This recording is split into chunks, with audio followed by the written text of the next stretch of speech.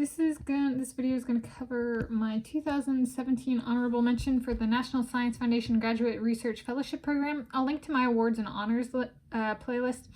That one I 2 days ago made a video for the 2016 application cycle, so this was the 2017 application cycle. So my 2016 application I submitted in approximately September, October 2016, and then heard back for an honorable mention in approximately March 2017, which actually spanned a change of presidential administration, which was, there's that. And so it was the National Science Foundation of the United States of America. I was in my second year of my PhD program in geophysics at the University of California, Berkeley. At the time of my application and receiving of the honorable mention, there were 108 awardees, as well as 101 honorable mentions in the Geosciences, with only one awardee and or honorable mention in the field of study Geosciences, others specify Volcanology. And that was me, Tanis Coralee Leonhardi. The numbers provided here come from the specified field of study on the published awardee and honorable mention lists that were published by the National Science Foundation at the time of these things were announced. And if I recall correctly, it was like we got our feedback and then it was a couple of days and then the lists were published. And so an honorable mention, essentially there were 3 tiers, so to speak. The first tier was... Hold on, I'm finding the reviews I got. The first tier was awardee, which means the person is part of the program and they got like $35,000 a year, their salary for 3 years, so over $100,000. There was tier 2, which was, and it was like good application stuff. Tier 2 was National Science Foundation still singled people out and was like, good job, but you don't get the money. So they were deemed, well, you're good, you're not good enough. You're not worth the money. And then there was tier 3 that didn't get the honorable mention, so just the being named, and they also didn't get the money. So in that sense, the honorable mention was more like the people who didn't win the award because they didn't get the freedom or the prestige or the power that came with, you know, they got the people who won this, they didn't have to get their funding from, you know, their graduate school advisor, one of their grant proposals. They had their own money. So they had a lot of freedom that the rest of us didn't have, and there was privilege, and mentioned it kind of in my previous video, that grew to a little bit of resentment. And for like some of us at the school I was attending, we wouldn't get paid, but the people who got the fellowship did get paid, or a different fellowship would get paid and stuff, and because their money source was different versus we were University of California, Berkeley employees and paid by the school, like from the school fund, you know, we had to teach and stuff like that, versus for other people, you know, they'd have this $35,000 teach and then be like, I have double the income, versus like someone, or a double income and they make a bunch more than we do because they already have this other salary, versus if we taught, teaching would be our salary. So we'd, you know, and I might have a different job and I might have 2 incomes, but like, you know, I make, let's say something, I make $35,000 a year with 3 jobs, and then somebody's like, I have a double set, like a, you know, 2 incomes, and over 100,000 of that comes from 1 job, and you know, the other income is like YouTube. Okay, contextualizing that to YouTube a bit. All right, but they frame it as double income, which is like they're still top 1% of the country, so they frame it as adversity, even though they're extremely privileged, kind of thing. And that's well, that kind of resentment towards people like that, well, that's what spurs social movements of today, right? That's where the Occupy Wall Street movement came from, people who kind of abuse social understandings and like perceptions like that. Okay, so I'm going to read through. So essentially what happened, we submitted our application materials, then there were a batch of reviewers, and I got 3 reviewers each time, and they would read through the different proposals submitted, or essays submitted, application materials, letters of recommendation, you know, all that kind of stuff, and then provide assessment on broader impacts, BI, assessment on intellectual merit, IM, and then a summary statement. And we were determined on whether we got the award or not by the summary statement.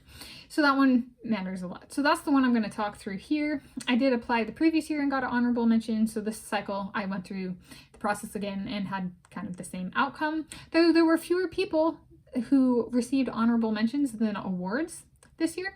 So I was in the minority for people who were named, at least in the Geosciences. And so I'll read through the reviewers. This is before I do that, this is in a video where I talked about Kyle Chalmers and his race in the 100-meter freestyle in the final 47.58 seconds from the 2016 Summer Olympic Games. That was filmed and published same day on Sunday, 8 October 2023. I'll link to that video in the video description. I talk about kind of the process and dynamic I had with this application in kind of pointing somebody towards this application that won the award, and my idea for kind of pointing them to a resource I learned was the reason that they got the award, because they wouldn't have applied otherwise. So it was like that idea I had of pointing this person at the time to this other person and being like, you and her have the same style. It was kind of unprofessional, but I was like, you have the same style. I actually said that to her.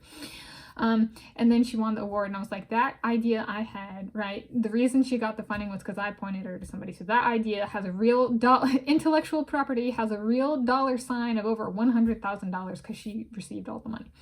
So it's like, that's kind of cool, right? There's the tampering, so to speak, but not tampering, but pointing people to something where she, like, right, if I hadn't done that, her income would have come from somewhere else. And kind of thing. So I was responsible for a change of where her income came from, and it was all with the idea of I should say something at the time, which is something I still get IP dollar signs with, so to speak. It wasn't the idea that received the funding, it was her idea or science, it was mine of, let me point her. And understanding, I gained, so I guess my summary before I read their summaries is, I learned from this one that communication matters a whole lot more than science. And being able to point somebody to an accurate resource is, well, can have real dollar signs put at that idea of, let me point you to this person, kind of thing, because she wouldn't have gotten it otherwise. And I was like, that's kind of interesting, right? That my ability to communicate, oh, you have the same style, and so she listened to me and followed through, right? To actually communicate that well and transparently has, in that particular instance has a literal dollar sign of, you know, $105,000, right? That's 6 figures. So that's kind of cool. Even though I didn't receive any of the money, it's cool that I came up with something potentially more original than their research, right? That got funded. Yeah, and she received the payment, but the IP valuation goes to me, not to her, kind of thing. Okay, so the reviewers reviewed this, and then the summary statements were how they were determined, whether the person won or not. How are we doing? We're doing slow. I'm going slow. All right, so let's start with reviewer 1. This is the overall summary or summary statement. The applicant aims to use X-ray Lowy microdiffraction analyses and multi-scale numerical models to study volcanic stresses.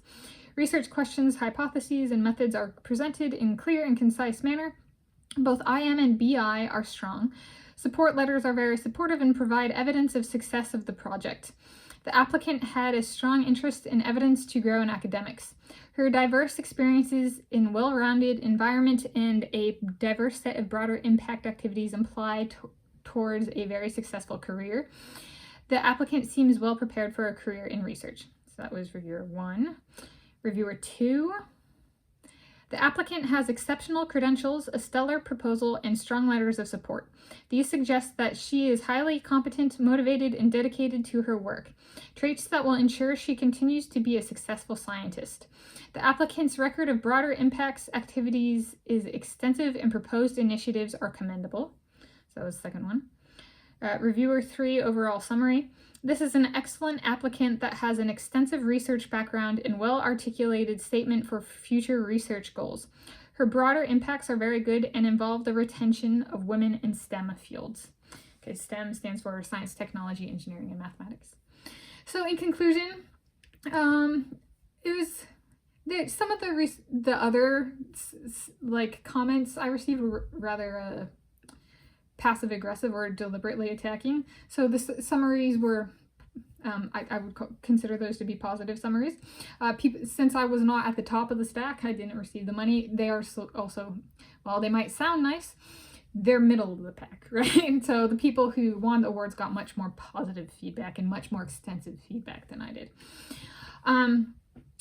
At least is my understanding of it. Now, it was an interesting application cycle because I started to realize that even if there was a double blind in place, meaning they didn't know, like they didn't get the names of the applicants or something like that, and they just had to read the application materials, I was the only person that year to apply with my bachelor's degree from the University of Hawaii at Manoa and be in a PhD program at the University of California, Berkeley. And that was in, both the transcripts and one of my essays. And so I thought it was kind of interesting because I was like, I should receive the names of these reviewers, right? Because as the only applicant with that history, if these people actually knew me, then technically the results are invalidated of this entire process. And the National Science Foundation violated human rights. Like, there's ways you have to treat humans if you're experimenting on them, so to speak. And so then the National Science Foundation would have actually violated those rules and regulations. If any of these three people knew me or had heard of me or my academic trajectory, right? I was the only person, right? There's thousands of people that apply for this stuff. So, it's a way of saying these people just might have faked nice, right? Because they didn't like me, and that's why I didn't get it, kind of thing. That's entirely possible when somebody has a unique academic background, and the people reviewing know that. Most people who apply do. Not everybody from one class goes to the same next institution, right? But sometimes there's more commonality of somebody might get a master's degree from one institution and stay for a PhD at the same institution. Not always, but but there are contexts where there are, more people, but mine was a unique one. And I was like, and that came to mind with this application cycle. So I was like, I do hope the National Science Foundation didn't violate human rights, right?